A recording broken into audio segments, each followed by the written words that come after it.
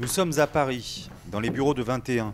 Cette revue de grand reportage est dirigée par Patrick de Saint-Exupéry. Ce journaliste fut auparavant grand reporter pour Le Figaro. C'est un grand connaisseur de l'Afrique et notamment du Rwanda.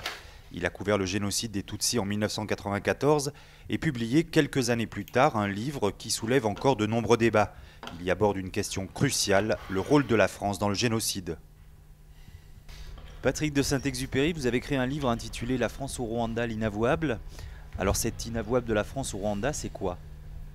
C'est très simple, d'un point de vue extrêmement factuel. Paris a soutenu, avant, pendant et après, un certain nombre de personnes directement impliquées dans le génocide au Rwanda. Il est établi que des troupes françaises ont participé à l'entraînement de ceux qui allaient former les milices qui ont exécuté le génocide. Il est établi qu'il y a eu des trafics d'armes en soutien aux forces réalisant le génocide. Il est établi qu'après le génocide, il y a toujours eu soutien à ces forces ayant réalisé le génocide, qui s'étaient alors réfugiées au Zaïre, devenu depuis le Congo. Tout ça est établi. Ces faits-là posent un certain nombre de questions. À ces questions, aujourd'hui, les responsables politiques qui étaient alors en charge du dossier se refusent toujours de répondre. J'imagine qu'il y a un certain nombre de questions à poser à M. Védrine, à l'époque secrétaire général de l'Élysée, à M. Juppé, à l'époque ministre des Affaires étrangères, et il y a d'autres encore, un certain nombre de responsables militaires, mais très précis, qui eux ont participé à la décision, encore une fois, dans le cadre d'une politique qui était secrète. De 90 à 94, la politique qui a engagé les troupes françaises était secrète. Mais est-ce que la position officielle de la France a changé depuis 1994 ? Depuis 1994, aucun responsable politique en fonction n'a été capable de prononcer ces simples mots. Il s'est passé en 1994 au Rwanda un événement que l'on peut résumer par le génocide des Tutsis du Rwanda. Alors après, il y a eu beaucoup de stratégies d'esquive. Un certain nombre de responsables ont parlé de génocide. Mais le génocide quoi? Le génocide de qui? Il faut aller jusqu'au bout. Il faut aller jusqu'au bout. Alors, ils ont précisé le génocide rwandais. Mais ça ne veut rien dire, le génocide rwandais. La France est le pays, de fait, qui a la position la plus extrémiste, encore une fois. C'est tout simple.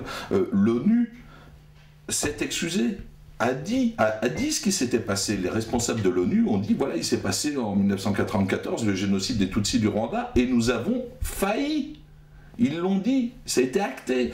Les Américains l'ont acté aussi. Bill Clinton s'est rendu à Kigali en disant, ben voilà, oui, nous avons failli et nous l'admettons et le regrettons.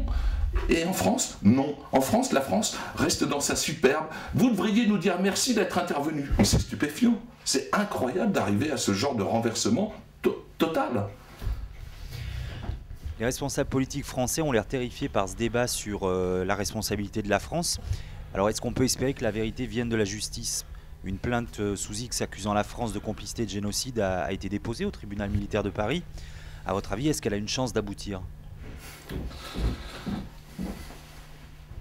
Je n'en sais rien. Je n'en sais rien. Il y a tellement actuellement de procédures. C'est tellement compliqué en France parce qu'il y a aussi des procédures qui visent individuellement un certain nombre de gens soupçonnés d'avoir été des acteurs du génocide, aujourd'hui réfugiés en France. Mais là, on est sur 10-15 procédures individuelles qui ont été marquées de manière extrêmement forte. Enfin, sur ce dossier, la France a été condamnée par la Cour européenne des droits de l'homme pour obstruction à la justice, parce que les instructions duraient tellement longtemps que c'était fou. Et donc, la France a été condamnée sur ce dossier par la Cour européenne des droits de l'homme. Est-ce que vous avez l'impression que la presse française a une totale liberté de parole sur ce sujet ? Mais bien entendu que la presse française est capable de parler librement de ces questions. C'est une simple question de volonté. Vous savez, la liberté, elle n'est jamais donnée, c'est toujours celle que l'on se donne. Donc bien sûr que la presse française est capable de parler librement de ce dossier. Alors pourquoi est-ce qu'elle n'en parle pas?